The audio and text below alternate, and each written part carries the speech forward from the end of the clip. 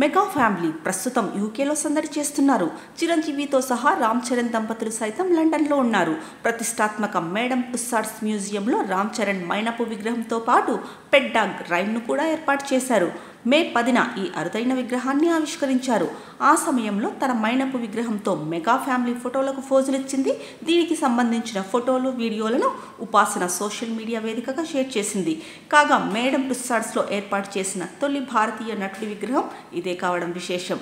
అయితే విగ్రహం ఆవిష్కరణ తర్వాత రామ్ చరణ్ ఫోటోలు దిగారు. ఆ సమయంలో చెర్రీ ఉపాసనల ముద్దుల కూతురు క్లింకారా సందడి చేసింది. రామ్ చరణ్ తన విగ్రహంతో ఫోటోలు దిగుతుండగా నాన్న వద్దకు వెళ్ళింది. అక్కడే ఉన్న ఉపాసన కారా కారా అంటూ అరిచిన వీడియో సోషల్ మీడియాలో వైరల్ గా మారింది.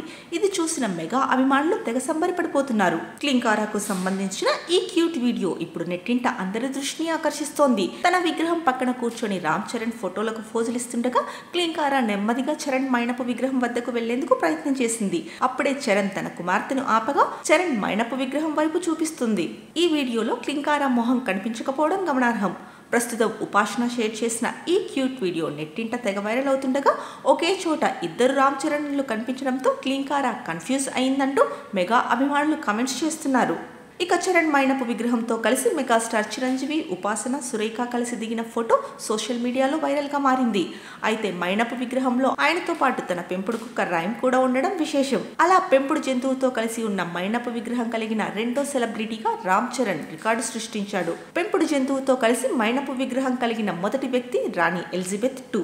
ఇక రామ్ చరణ్ సినిమాల విషయానికి వస్తే ప్రస్తుతం పెద్ది మూవీలో నటిస్తున్నారు.